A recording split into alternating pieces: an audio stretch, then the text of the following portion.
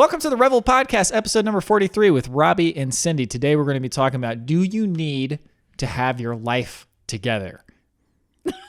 Okay, because the thing that made me think about it was I was watching this other podcast called The Overanalyzers. This is a new podcast by... That is a great name. Yeah, no, they have... That is a great name. They have good topics, kind of like what we talk about. It's two brothers that talk about stuff. But anyway, they're talking about somebody sending a question saying, oh, I'm in my 30s and I don't have anything figured out yet. It's like, when did you guys figure it out? And they were basically saying well, we don't really have it figured out. I mean, we do to some extent because we have a job that we wanted to get and we somehow managed to do it and whatever. But that was just the springboard. What do you think? I think it's a great topic. I'd love to talk about that. I guess I could ask you a specific question. Did you have an idea of what you wanted to do when you got out of school?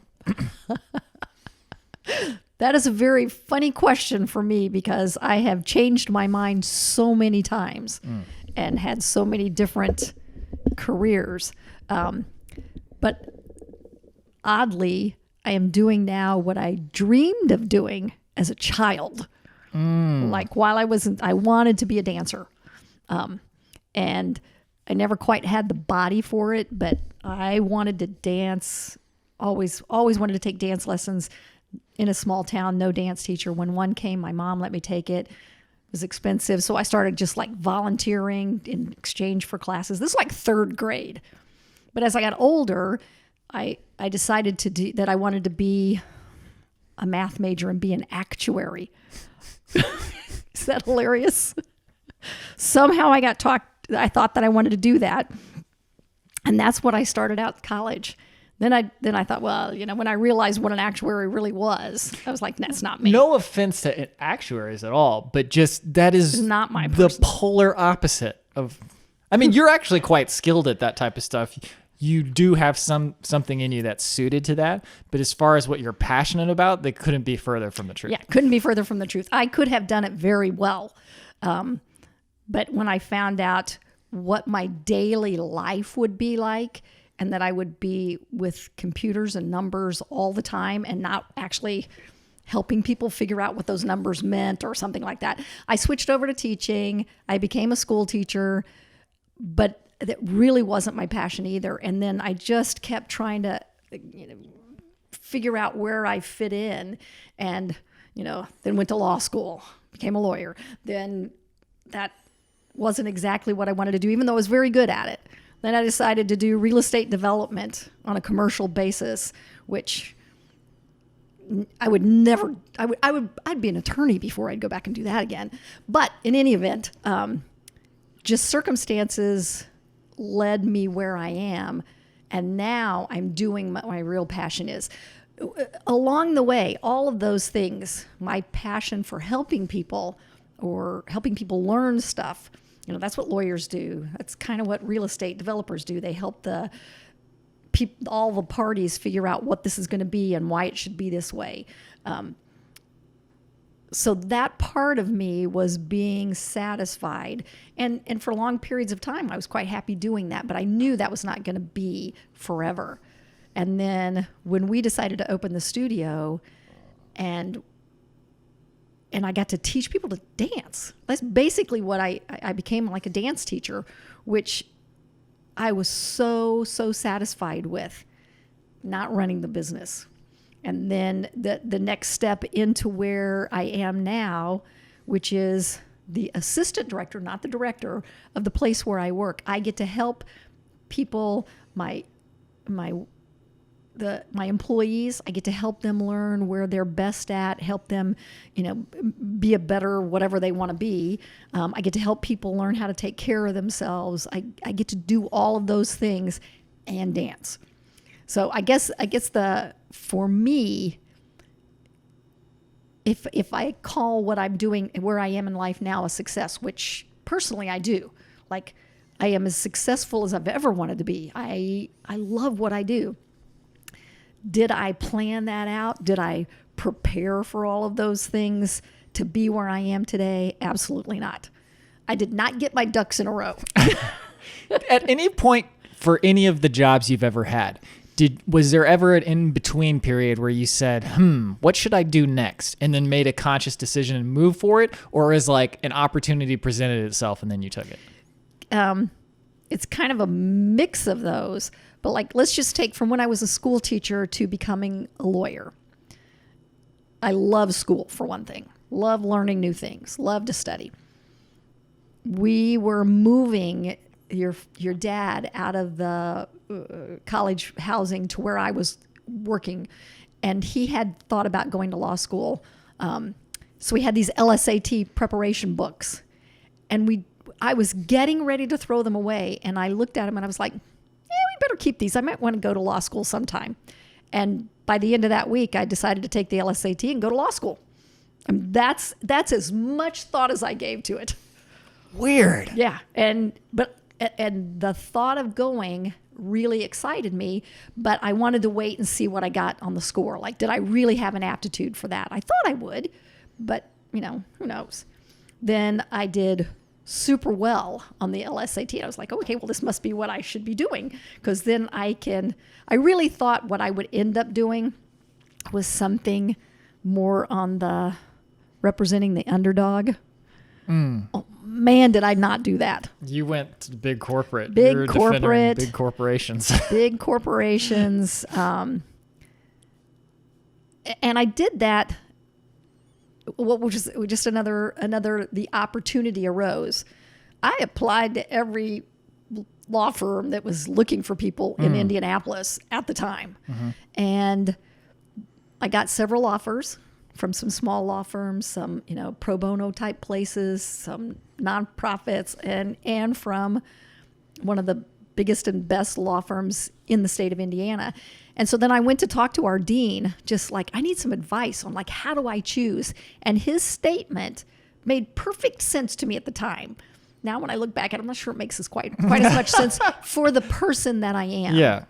But he said, there's a hierarchy in law firms like there are in many other industries. He said, if you go to a small law firm and you decide you want to be in a big one, too late. If you go to a big law firm and get some experience, get some training, which you will get, really deep training, you can always go to a smaller law firm or a boutique law firm.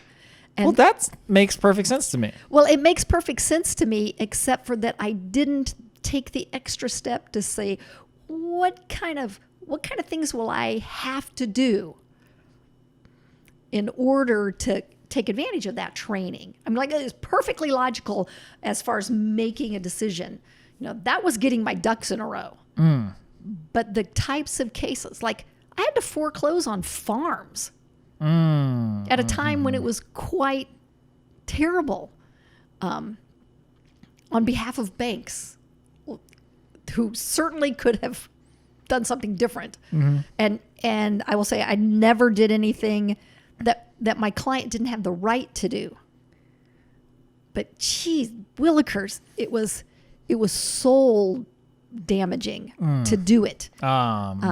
So even if you had taken advantage and moved to a smaller place, the stuff that you had done to get to that point was that worth it? Yeah. And then, like, the way I ended up leaving was by moving to China on behalf of that law firm, because I felt like at least there were things that we could do that would be helping to grow businesses. I wouldn't be representing insurance clients. I wouldn't be representing bank clients, except to the extent that they might be trying to do business in China, or Chinese companies that were trying to do business here. So that kind of got me out of that corporate setting. And then I spent 2 years in China. You guys spent 1 year, but I went early and stayed late. That's so funny. A year now is like nothing. Yeah. But to me, that year felt like, well, I mean, percentage-wise, it was a huge chunk of my life, because I was only like 12 at the time, less than 12. You weren't even that. You were 10. Yeah. Yeah. So it was a huge portion. But yeah, just a year. That's crazy. Yeah. So, but when the time came for that project to end and my law firm wanted me to come back, I was like, no. I will figure something else out to do, which then turned into commercial working as a lawyer. So how did you get in that? Was that just another opportunity arose? Absolutely. So I ended up, we were trying to do the law firm, the international law firm, just on our own. And one of our clients came to visit, so I took them to where I'd gone to law school, that city. We were meeting with some people, and then we went to the law school. And I saw on a job placement board about the size of this wall the name of a company that I knew, where two people that I knew were at, one I went to law school with and one I'd worked with. And I literally looked at it and went, just give them a call. So I did, and they were like, oh, we need somebody right now. And then I did it. Like within a week, I'd been hired by them. And that's how I made that switch over into real estate. I was actually a lawyer for them first, and then went into development a year or two later, also by just the person I was the lawyer for saying, hey, you'd be really good at this and you could make a lot more money. I was like, well, if I'm going to work for you guys, I might as well. And by then you guys were like, so ready to go. Your job experience is very similar to how you do a lot of things where you just have the Dewey luck and you just kind of stumble into things, but you're prepared and capable, but it's very rare that you've said, I'm doing this. Yeah. Which makes the studio somewhat different, because the studio, I came up with the idea, but it was just an idea. It wasn't actually, let's go actually rent a place and then turn it into a studio. So that was more your taking the initiative, but even then, the idea didn't occur to you. It did not occur to me to do that at all. It literally, I'm sure this is not what you said, but this is what I heard was, would you like to do a business where you could dance every day? And I was like, sure. And when I tell that story, when people ask how we opened the studio, I often say, you came up with the idea and then said, can we do it in your garage? And I went, no, I can't. But by then, I had the expertise in law, in real estate law in particular, it's funny how much, shopping center development, which is where we went. Like I knew immediately where we could go because I knew that space. I knew they'd been trying to rent it for a long time, and that we were the only kind of business that could use one that had a tiny little front door and then opened up into this wide triangle space. Everybody else needs, a lot of that. Anyway, so literally Speaking of which, everything. that space is empty. Is it? Did you know that? I didn't. You should go take a look at it. Well, I mean, I don't know if you want that mess in your life again, but as a small studio, it's still a great little thing. I think they took out all the walls though. So it's just one big open thing. Well, that'd be all right too. We could figure that out. Anyway, where's I going with this? Oh, so I think my point of bringing up this topic is for people who are like looking for their thing, because to some extent we've both found our thing. Yeah. I was talking to the vlog today. To my camera. And I've mentioned this somewhere. Maybe it was in a live stream I did, but I got to give the whole story now. There's a podcast I listened to a long time ago of these YouTubers, and somebody asked the question of all of them. It's just like a group of people who do the YouTube channel together.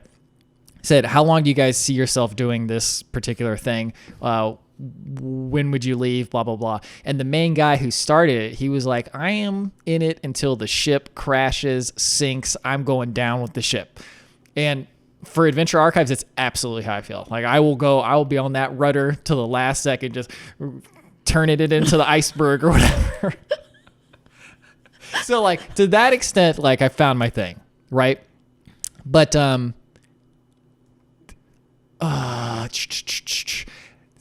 I think a lot of people wonder how you get to that point, Mm-hmm. And I'm not saying this is like the final thing. Like that's how I feel right now. Who knows how I'll feel later or whatever.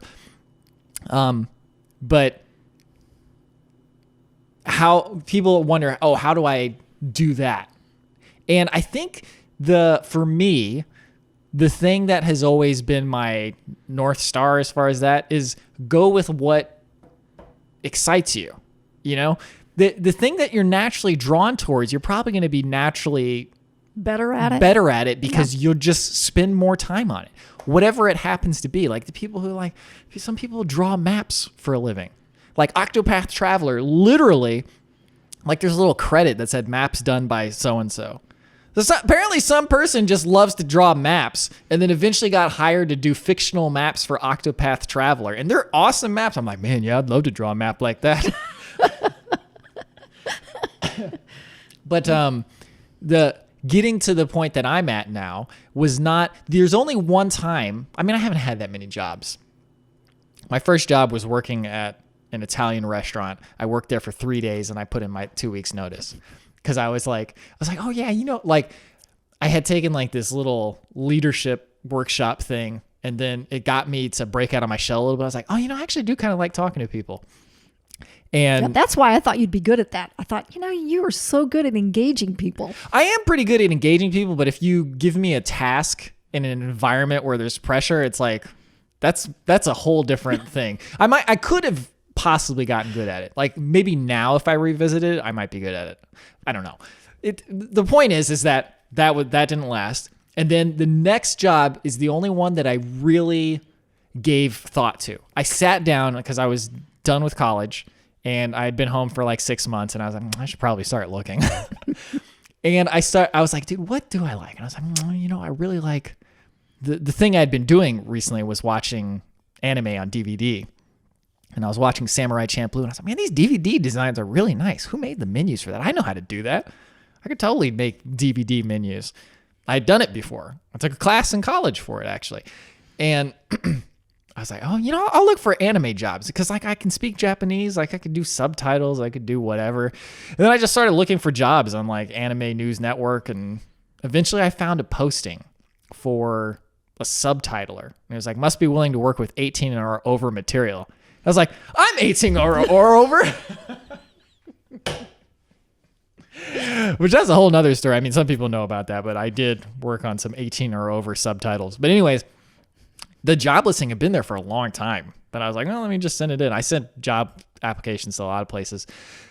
Actually, interestingly, I also sent a job application to the downtown convention center. They needed a videographer to like make videos for the convention center and stuff and like make interesting stuff. It's like in retrospect, at that time, I was not even close to skilled enough. Mm-hmm. But now they would be lucky to have me. With no false modesty here.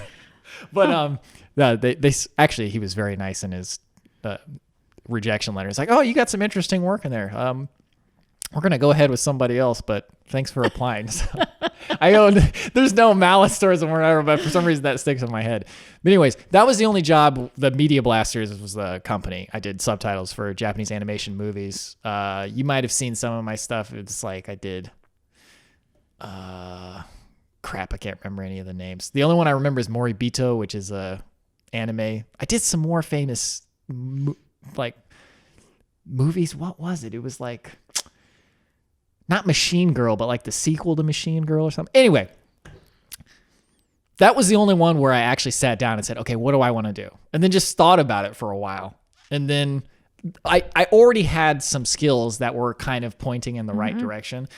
But then after that, we opened the studio. That was just a weird idea that occurred to me but that idea did occur to me from pursuing the stuff that I liked. And my time in New York while I was working on those subtitles, the only thing I really enjoyed, I mean, I enjoyed plenty of it, but the thing I enjoyed most was my lunch break going to the YMCA to exercise, which is crazy, but it's true. And I remember seeing a Zumba class, but I didn't know that's what it was.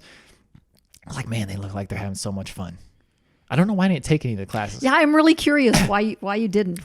At that time, I was still...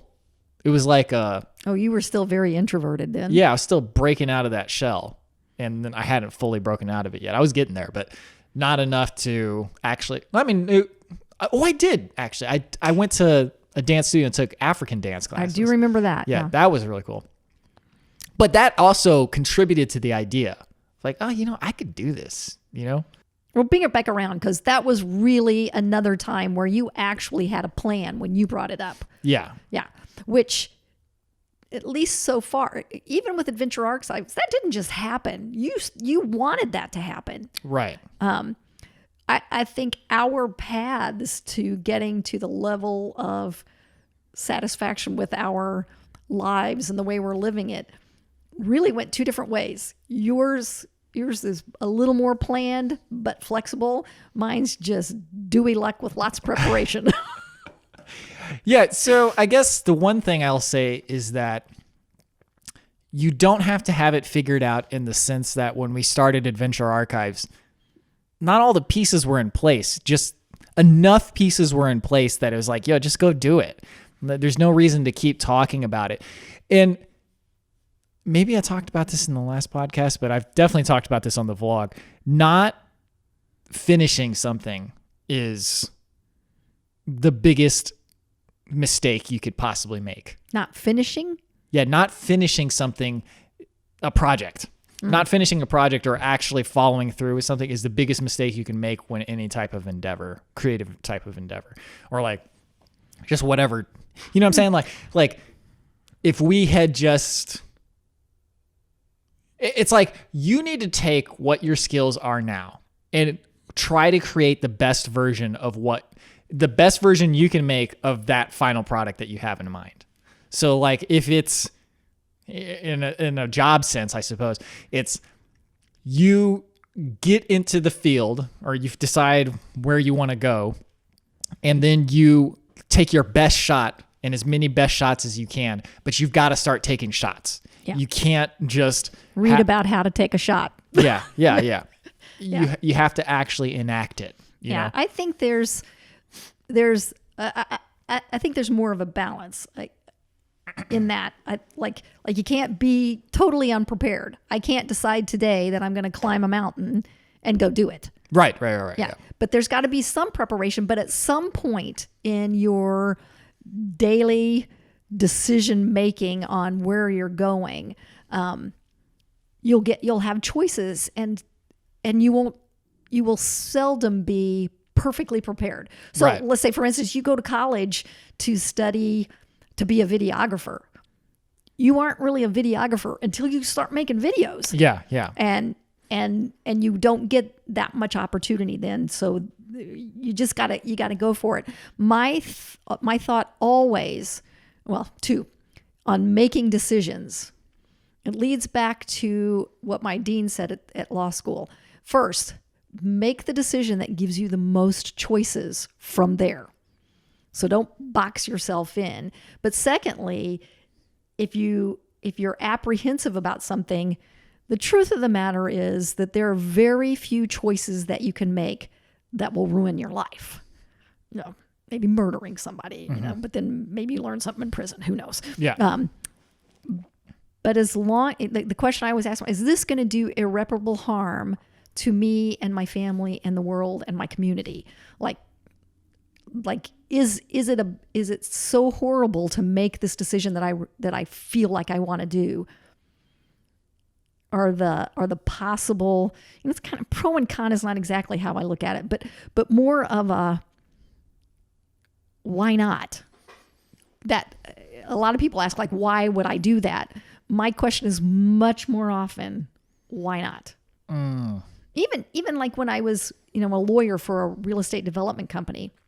Had a great title, had great, good income. I was well respected, blah, blah, blah. And then I had this opportunity to move into something that was more on a contingency basis. I could make a lot more money. I could make a whole lot less. But in my mind, all I could think of is, why not try it? Like, why not? And that's a philosophy, a way of doing things that I think a lot of people don't have. It's more of I need a good reason to do something.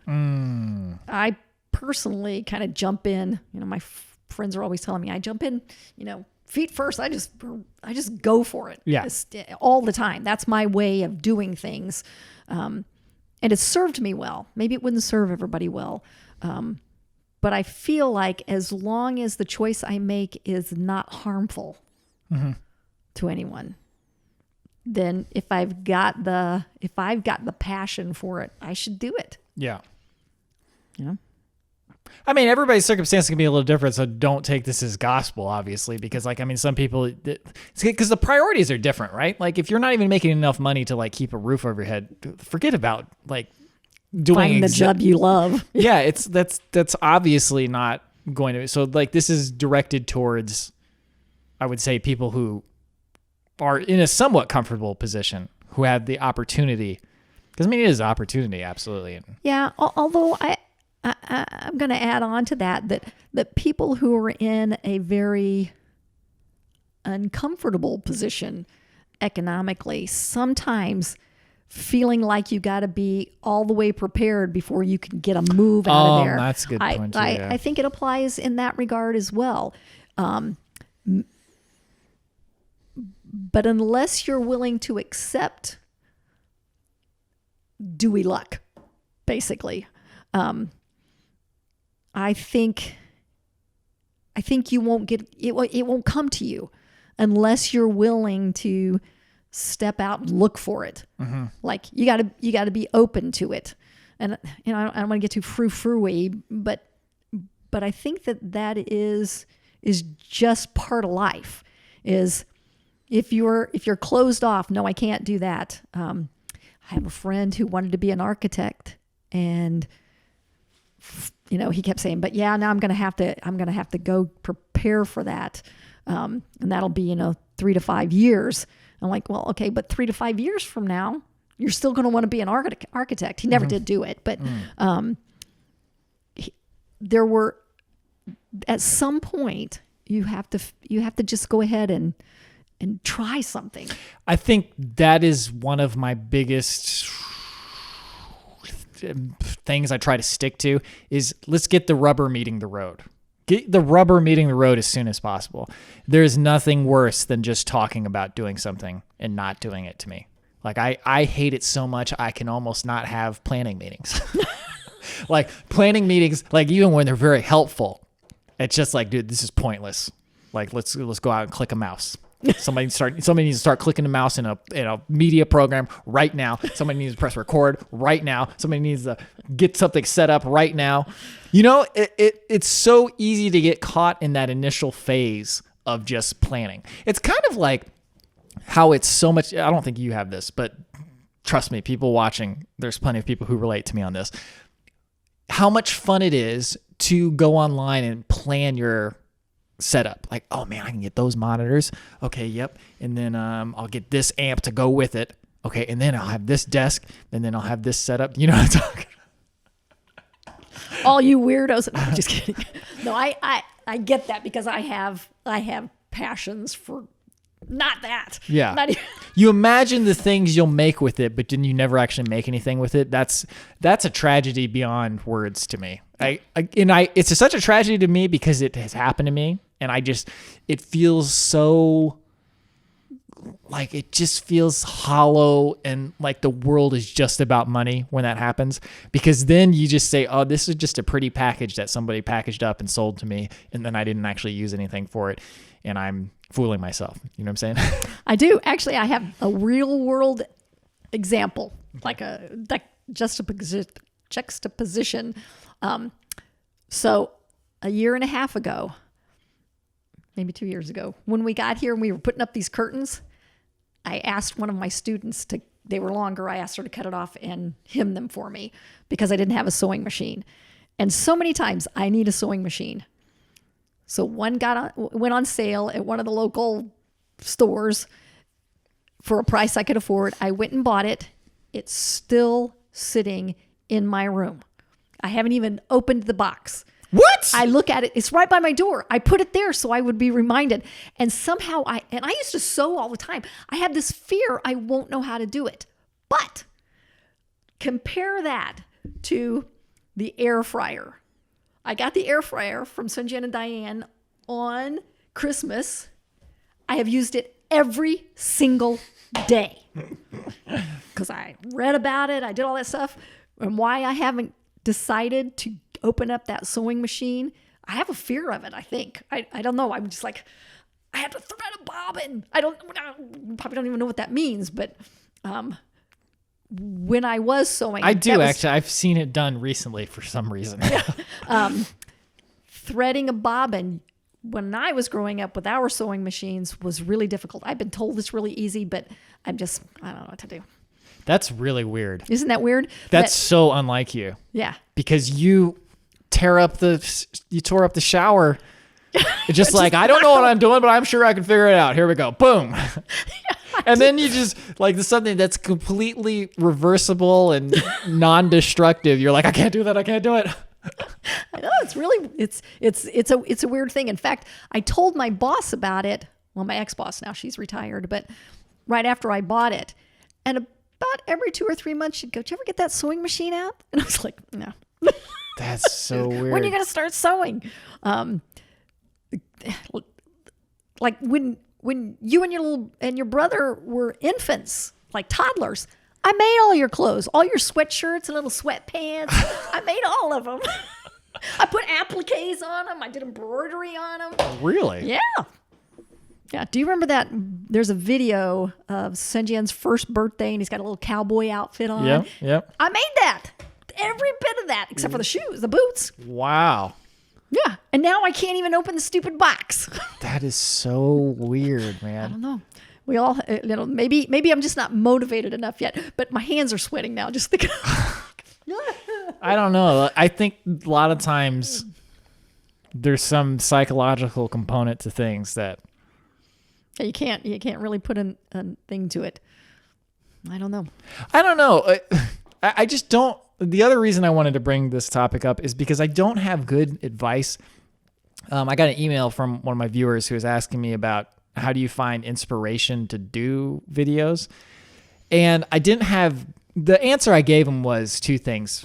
Or he was especially like when you go on trips, how do you balance doing the trip and filming the trip? At least I think that's what the question was. I'm not sure I fully understood it. I think I did. And I was like, well, two things. One, focus on filming what really excites you. If it starts to feel like a chore, just don't film right then. And then two was just film to make a coherent video, because otherwise it's just a bunch of random shots put to music, and it's not actually like a video that somebody would want to watch, because it doesn't make any sense. It needs to follow like, okay, this happened, and this happened, and this happened, this happened, and this is what it felt like, blah, blah, blah.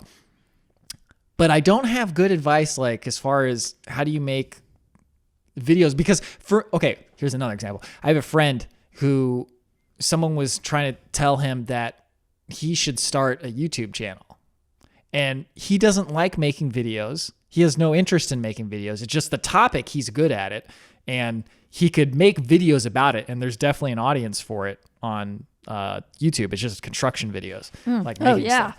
There's totally an audience for that. But the person who was asking him to do it, I don't think was realizing that the actual video making part is a whole nother thing. It's like the business part of Revel. Exactly.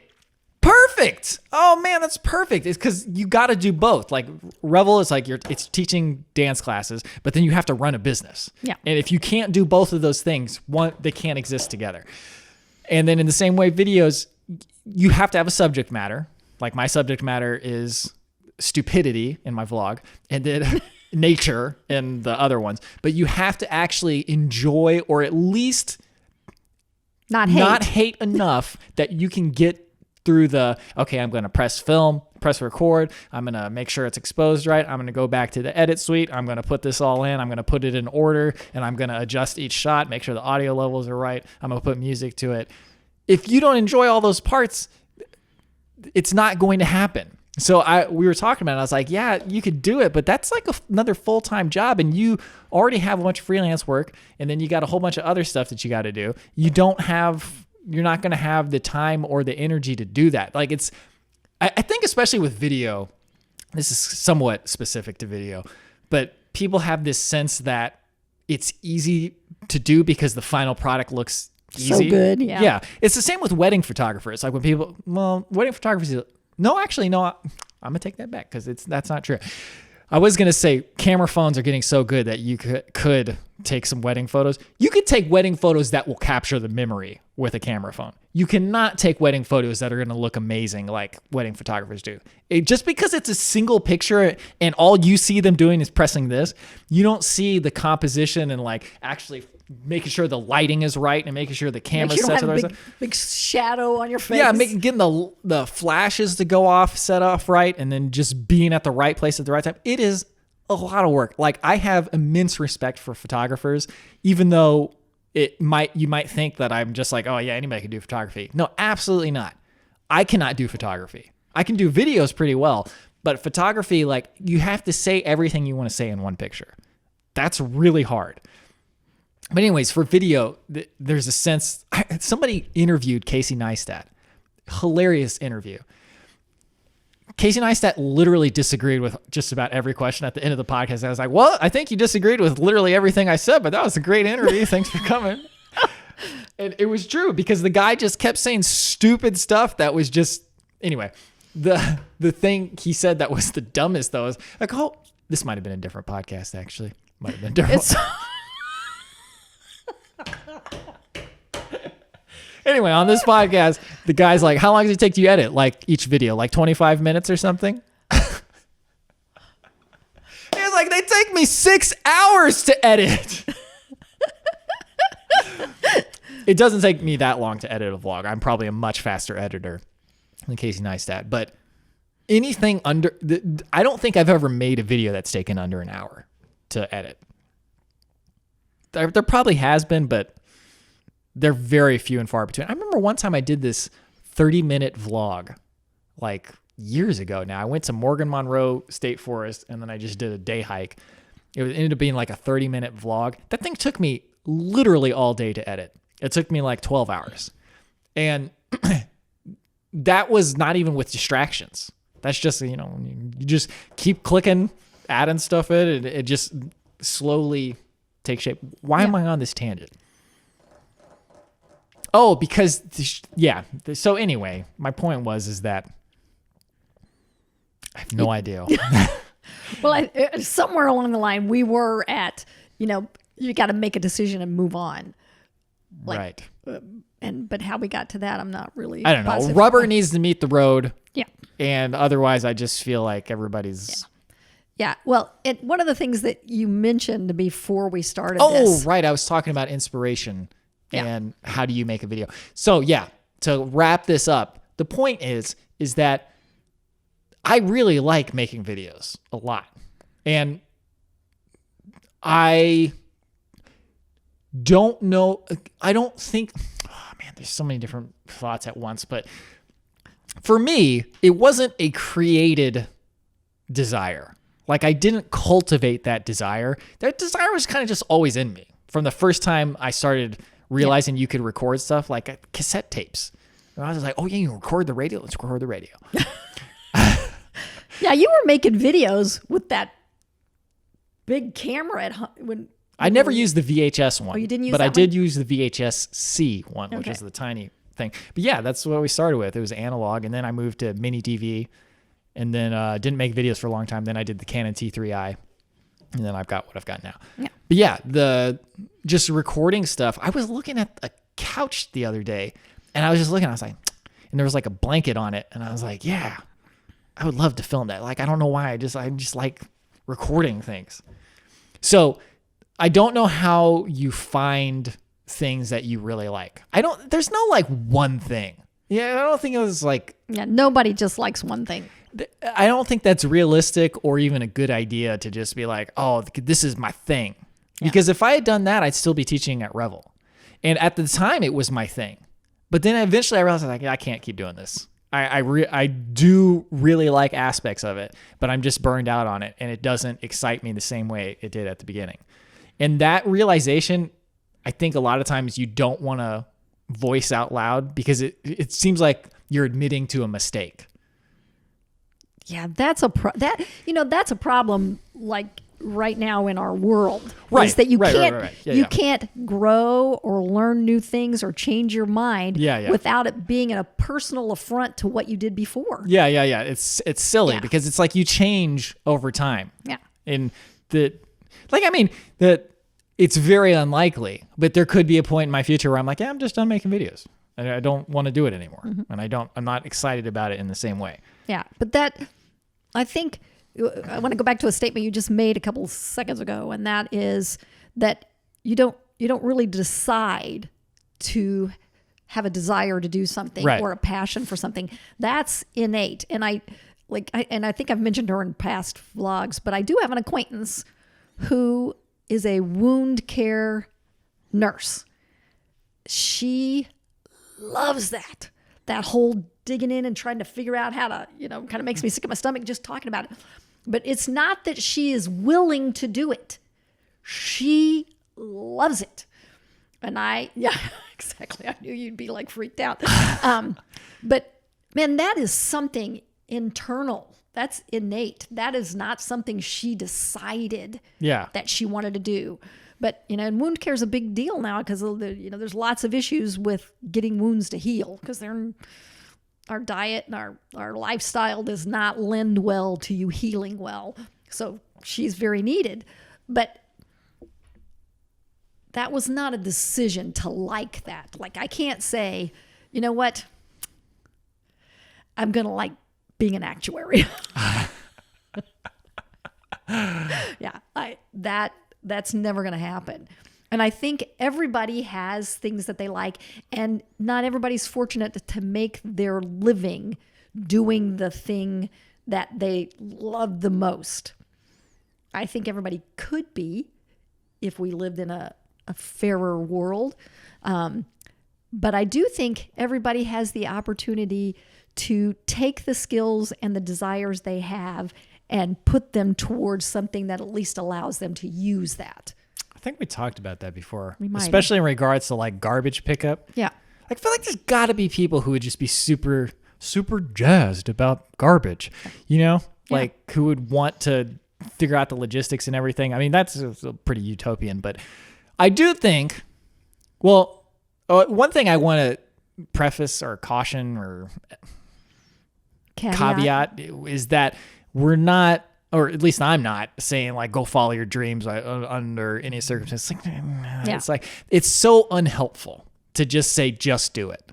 Yeah. Just do it is really unhelpful. There are times where you can do just do it. It's like, okay, am I going to jump in this freezing lake because I heard that it's good for me or something? I don't know. Whatever the reason happens to be, like just do it. Okay, I got to do my taxes. Okay, just do it. Get it out of the way. Great.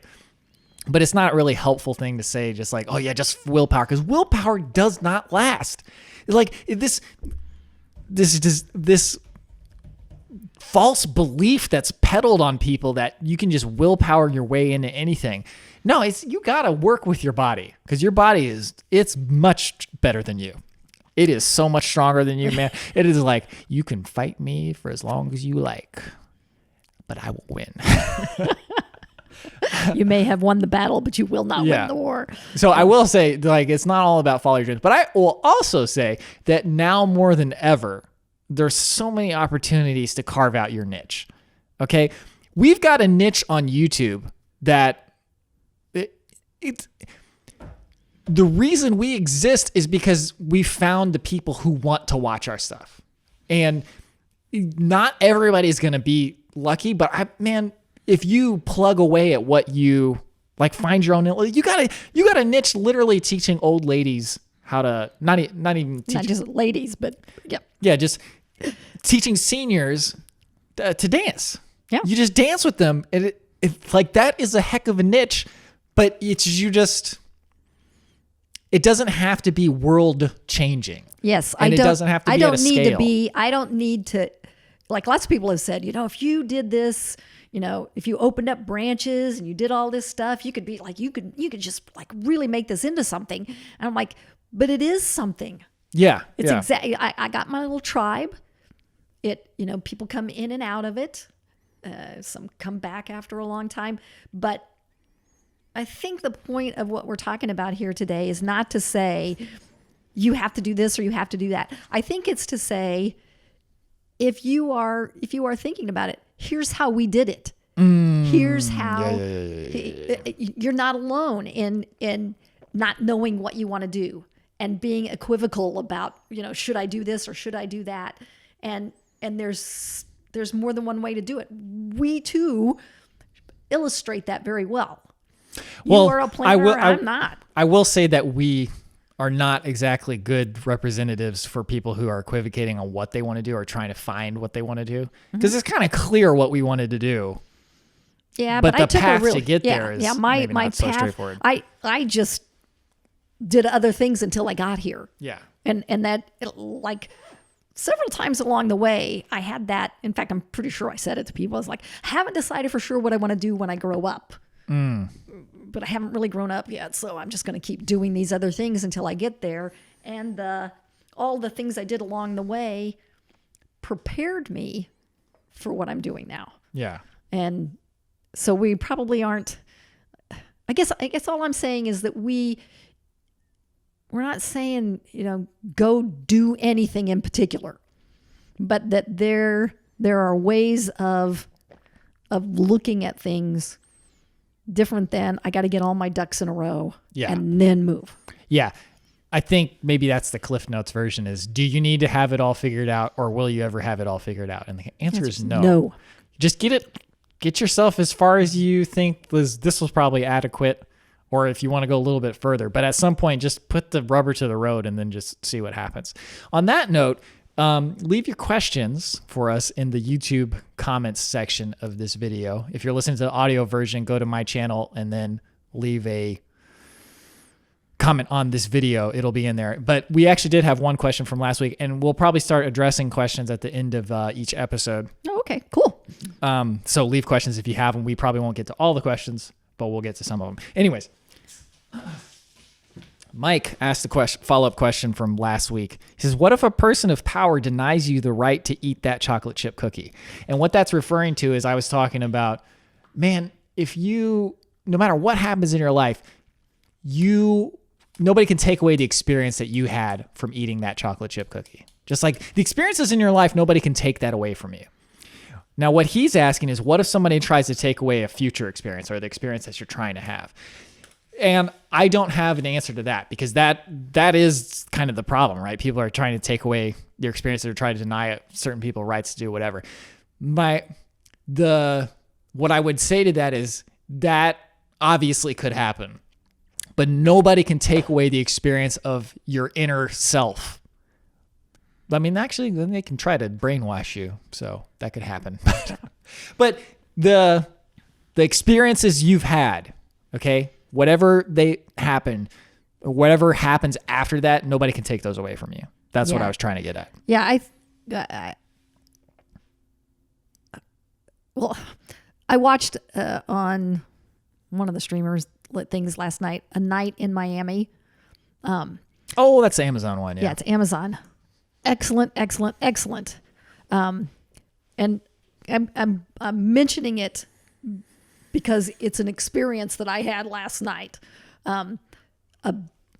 in reacting in such a gut-wrenching way to the experiences of life that those four men had, and having it brought so clearly and superbly done to remind us that our experience of life is not everybody's experience of life. Like, everybody's is different, and good or bad, for me, the worst experiences of my life have not been anything near that. Mm-hmm.